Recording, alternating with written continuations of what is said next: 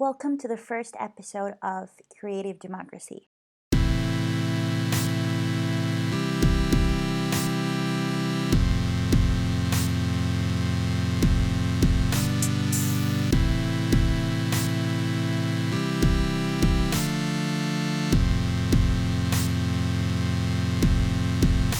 My name is Leiry Seron, and I am a designer from Honduras who has been living in Iceland for a couple of years now and who mainly just wants to move and travel around and explore the world while I work and do the things I love and just create a perfect mix of work and play, if you will. I want this podcast to be a space in which we talk about creativity, in which we challenge the way we think about things, and in which we celebrate the joy of creating, as well as the risk and courage that inevitably come along with these things.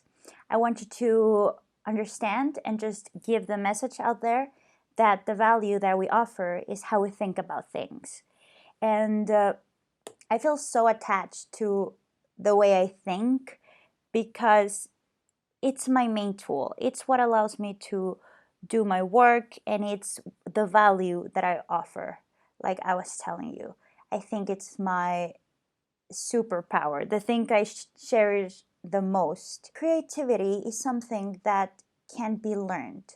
It is a skill that, as anything else, can be learned and should be exercised, and anybody can develop it.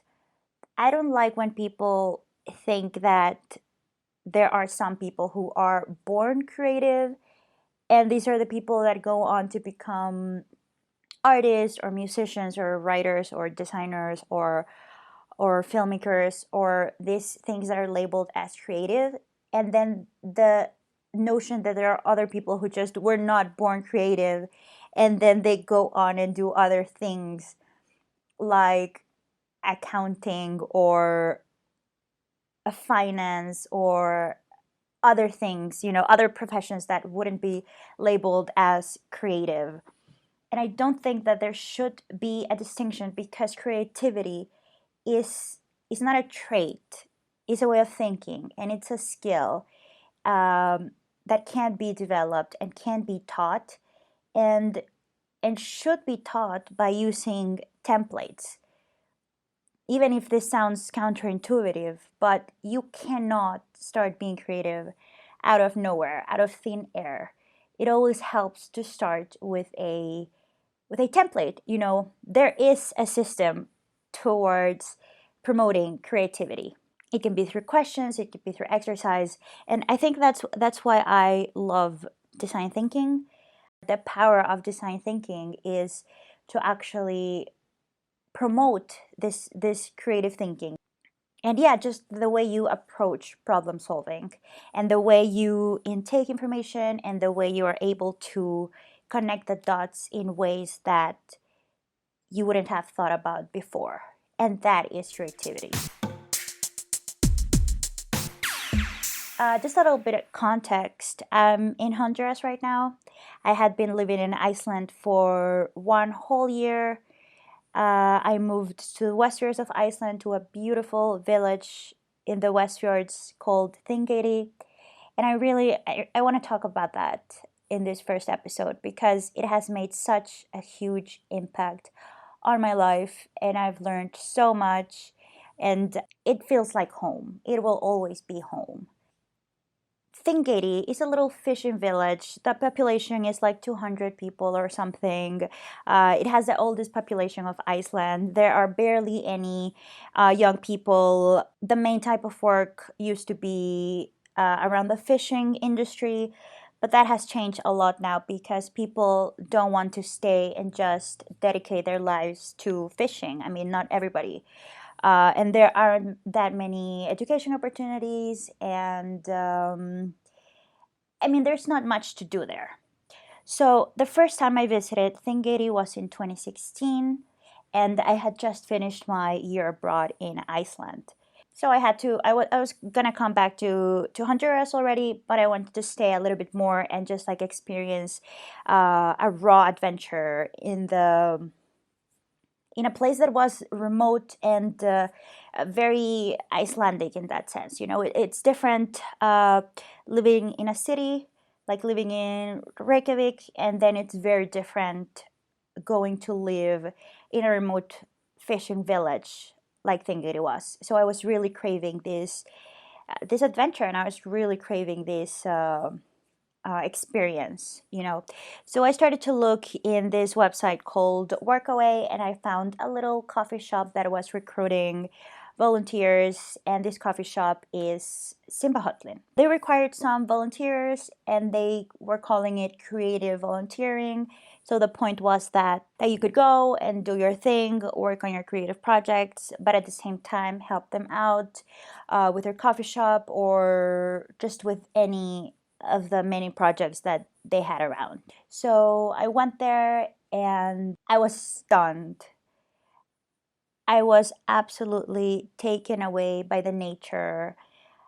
It was so impressive and so overwhelming in the best possible way. And I just wanted to remember that moment of time forever. And I had a great time. And I went there with one of my best friends. I went there with Kur.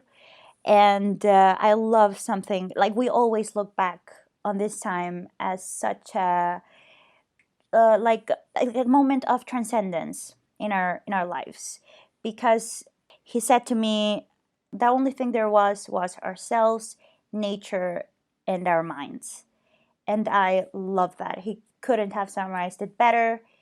To be in Þingeyri means to be with yourself, with nature, and with your mind, and nothing else. And I think that's what really stuck with me, and I think that's what really made me want to go back always. I knew it was like kind of like home. It was a place that ignited my creativity. It was a place that represented a challenge, but at the same time, a thrill, a risk, and I love all those things. Like those things really like motivate me, and they get my creativity going. And this was a time in which I was freelancing, but I wasn't really taking it seriously. I was just doing it to get some extra money, but I was not even half as serious about it as I am now. I didn't know half or even 10% of the things I know now. And but yet I knew that it was a special place, and around me I was seeing, others creating things out of nothing, um, and just how creative you could be, and being in this village in the middle of nowhere, and to be able to create things that didn't exist, but that were very needed, because cultural things are an absolute need. Like you need some sort of self-expression, and you need some sort of entertainment, and just like some sense of community, and cultural projects really bring that. So that was the first time I came to Þingeyri, and since then I went several times, just on the summers for camping and stuff. So then like years passed, and I was just scrolling on Facebook one day, and I saw this ad by the Blue Bank. And the Blue Bank they were offering a co-working space for a month, and then you didn't have to pay for accommodation. They would give it to you, and you just had to have like a project or a startup that you were working on. And I was like, okay, sounds great. And so I wrote to them, and I was like, yeah, I'm gonna go on April, and I'm gonna stay with you guys for a month. I've gone to Þingeyri before, and I love it, and I can't wait to go back. And I did not know. I did not know what to expect. I thought it was just gonna be like a co-working space, yes, like a desk, a laptop, and Þingeyri. But I had no idea of what was boiling up inside this co-working space, or what it meant to the community, or what their plans were, or the people that were working on it. Like I had no idea. And to my surprise and to my amazement and happiness, so much stuff was going on, and so much stuff that I was gonna, such a nice connection was about to happen, but I didn't know. I arrived to Þingeyri, and I was instantly just taken aback by the strong sense of community that there is in Þingeyri. And I think that anybody who has gone to this village, whether coming from Iceland, from other parts of Iceland, or coming from abroad, will be amazed just how strong the sense of community is. And I think that's the biggest value that the village has to offer.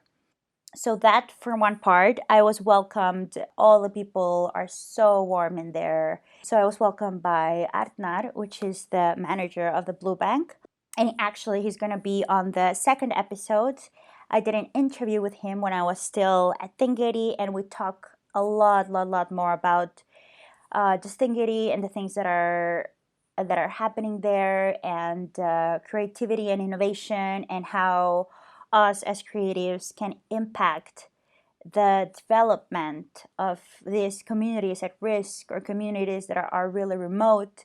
And I was just so inspired, so inspired and so motivated that I could be in the middle of nowhere and still be connected, and still be working with people who were giving it their all to make ideas happen and to create things out of nothing, and I thought that was so powerful.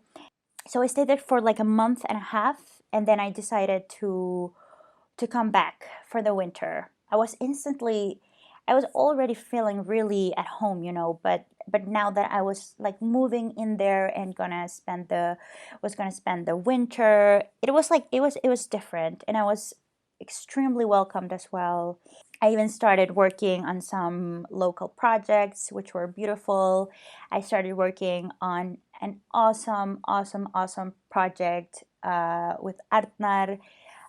It's an idea village, so it's about the same, it's about creativity and innovation and making your ideas happen, and just putting your ideas out there in a way that is friendly and user friendly and just easy, and just I think that's the whole thing, making ideas happen, making things happen where there was nothing, and just having the will, the drive, the courage.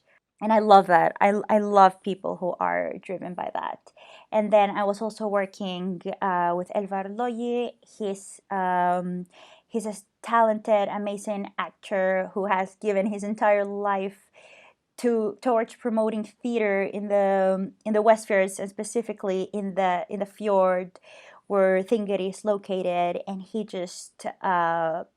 tours, he writes plays, he makes books. He is a full-on creator and just extremely passionate about theater and what he does. And I thought that was so inspiring as well, and just such an honor to work with someone who is as driven towards creating and promoting the things he believes in, and just bringing some of that life and entertainment to Þingeyri, which is so important. So we're currently working together on a book about art in Þingeyri, specifically theater. I was commissioned to design it, so I'm going to be making the editorial design of it.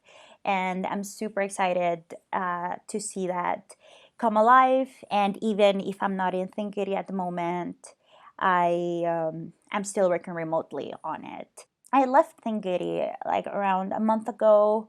It was getting really dark and really depressing, which happens in Iceland.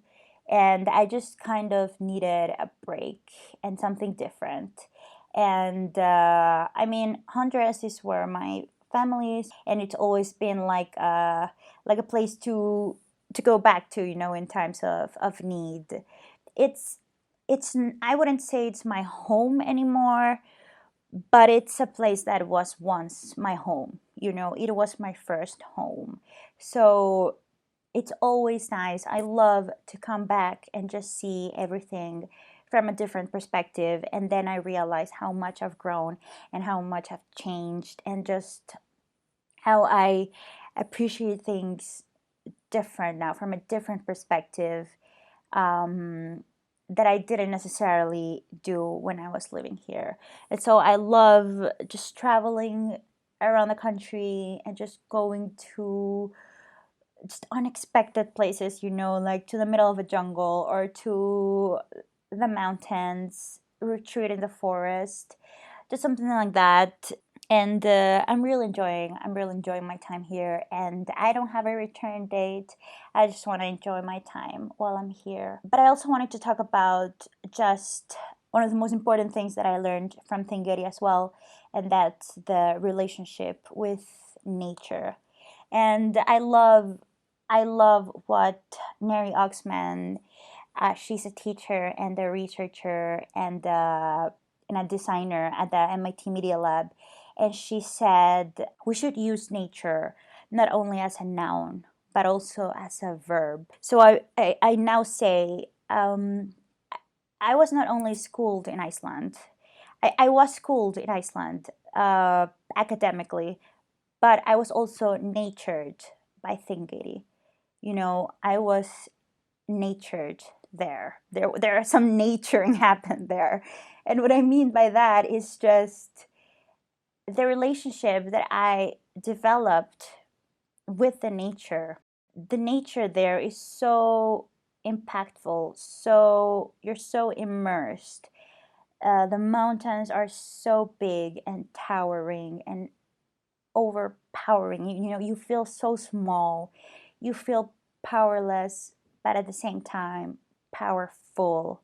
Like the weather there could kill you in a second, but yet there's so much power that comes with knowing that you are in the village in the middle of nowhere, and still like you can be with your laptop making use of technology, making use of your knowledge, of your brain, of the way you think about things, and just to be able to make things happen. And we talk about that in the next episode with Arnar. He just says, how powerful it is just to be there, to be at the blue bank with your laptop and just proving that it can be done, that work can be rethought and work can be reframed. And just because it has been a fishing village throughout time does not mean that if you grow up there or if you live there, you have to find a fishing job or something like that. Like you can make your own job if that's what you're into. Like you can use all the resources we now have, and you can use your thinking and your talents and your skills and the good internet connection, and just like be able, to live from a place like this if that's what makes you happy. And I think it's so beautiful and so strange and so powerful. Just the people that you go and meet at a place like Þingeyri and at the Blue Bank, because it's all people who are inspired by these things. It's all people who love the risk, who love to challenge themselves, and who loves to take things to the extreme, and I love that. And all the people that I've met there are amazing, and I would love to meet them again or see them again at the Blue Bank. I am for sure returning. I want to make ideas happen, and I know there are a lot of needs, for education, for culture, for entertainment, for design as well. I just want to full on create a design studio there in the middle of nowhere. That would be amazing to just like take this creative democracy and build the physical place for it, like a creative house, or do some design residencies, or a pop-up summer design school or something like that. There are so much things to be done. And so I have still left a lot of things to do there, and I can't wait to come back. I've also been reading a lot of books. I've been reading so many books, and I want to share that as well in future episodes. I was also remembering something that Neri Oxman said. She's actually in an episode of Abstract, the Art of Design from Netflix. It's an amazing episode. It talks about bioarchitecture and just her work and the relationship between science, engineering, design, and art, and just what the magic that happens at the intersection of these things. And I love something that she says: imagine a world that is composed not of parts but of growth. And I think I feel so connected with that, and I feel that Þingeyri has also taught me that as well, to think about growth instead of parts, to think of your development as something that you could nurture and expand rather than thinking of yourself as someone who performs just one skill, like you were a part in an assembly. I think it's a beautiful thought. You should watch that episode if you're interested in design and science and engineering. Another amazing thing that she says in that episode is that the things they do at the at her lab are things that could be featured at a fashion magazine, at a fashion show, and at the same time in a scientific journal. And I think that's absolutely beautiful to think about the magic that happens at the intersection of science, engineering, art, and design. I would love to be able to collaborate with other creative professionals, scientists, researchers, engineers, create a whole lab. I hope you enjoyed this episode. I will be sharing a lot much more on the next episodes. I want to share about books that I've read, how I got into reading. Thank you for listening, and see you next week with the episode with Arnar talking about Þingeyri and a lot of very interesting things. Thank you for listening.